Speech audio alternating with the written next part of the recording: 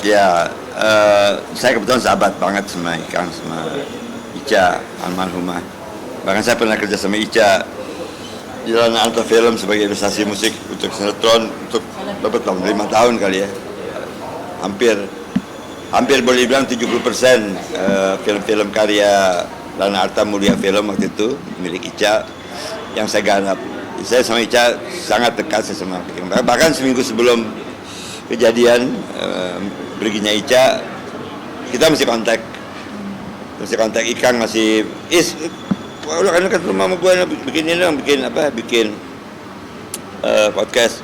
Iya, gue bilang, atau lo mau ke rumah gue kan saya masih tinggal di Bintaro jadi rumah saya sekarang ditinggali oleh orang tua saya, oleh Oneng dan anak saya yang paling kecil yang udah dokter gigi, Syafirgio. Sayanya pindah ke Bandung jadi petani kopi di Manglayang, Gunung Manglayang tepatnya, ujung Berung ya, Bandung Timur. Saya bilang sama Ikang, lo mau di sini apa mau di Manglayang? Gimana lo di Manglayang? Saya kasih videonya kan. Waduh ya enak banget. Ya udah, saya bilang ya ke sana aja, jalan-jalan. Saya udah tinggal di Manglayang 2 tahun 3 tahun terakhir ini. Berarti sempat rencana juga mau ngajak. Oh iya. Ya, dan Ica ketemu juga sama Oneng, saya di bank. Nggak ada tanda-tanda pergi, sama sekali. Tapi ya, saya pas ke Surabaya berangkat, pas saya terima kabar itu. Jadi saya udah landing di Surabaya, baru hilang semalam WA, waduh saya kaget banget. Makanya tadi saya baru ketemu Ikang tadi, baru saya kejar. Doain ini. Tapi waktu itu saya kirim WA.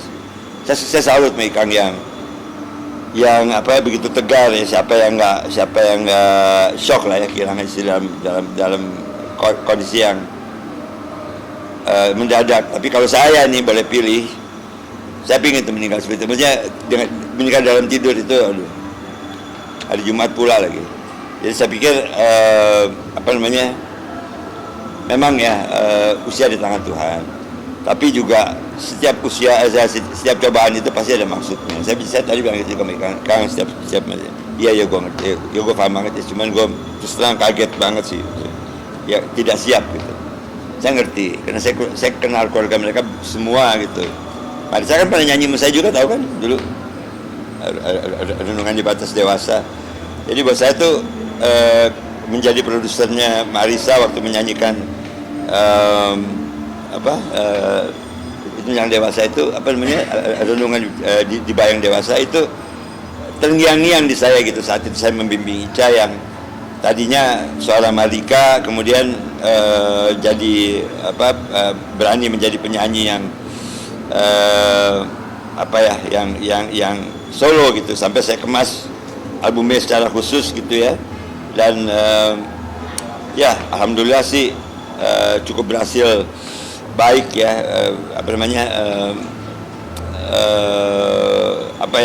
Kalau boleh saya bilang sih gini, Ica pergi meninggalkan banyak hal, banyak teman lihat itu nih desainnya begitu tuh.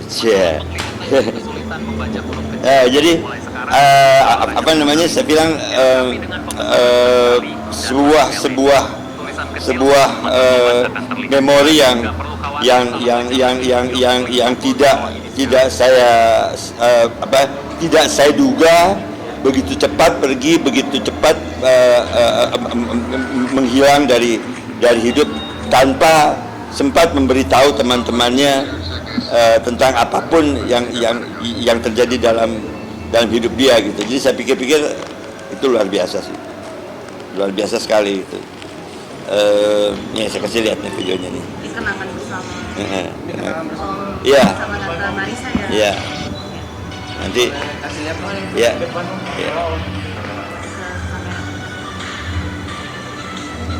Bentar ya. Bentar, saya bisa cari, saya persis ya.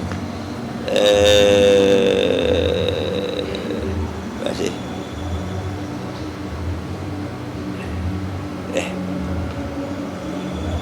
Bentar ya. Bentar.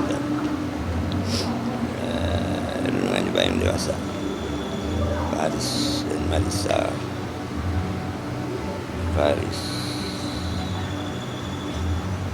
Marisa renungan.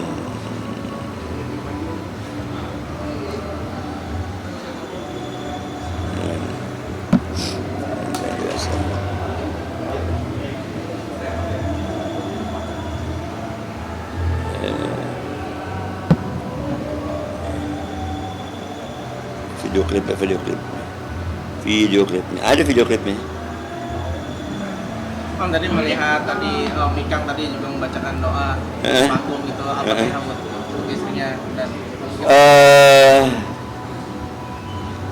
terpukul ya, saya merasa terpukul, bukan apa-apa tapi semacam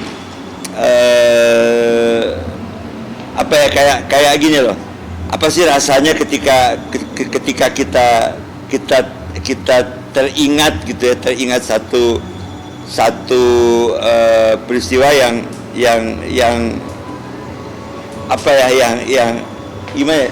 Saya nggak bisa bilang. Terus terang waktu saya turun di airport di Surabaya, saya nangis. Saya sempat duduk dulu, saya duduk saya nangis gitu. Karena saya kenal Ica tuh Ica dan Ikang tuh bukan sebagai teman aja, tapi apa ya? Seperti keluarga ya, seperti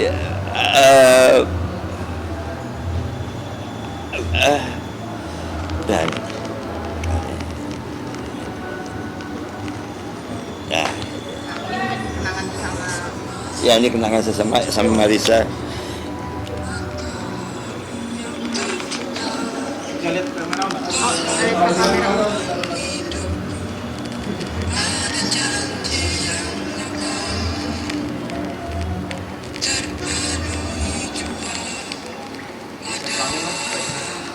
Ya.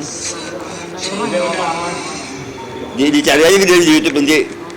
Aman Om? Ya aman Om. Marisa yang sebelah mana? Ini Marisa yang sebelah mana? Marisa kayaknya perempuannya.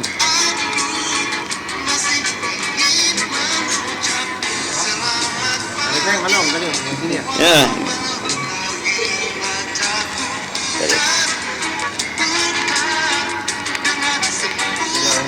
Ada Om. Aman Om. Mungkin jadi satu kenangan. Ini yang ada Marisanya nih.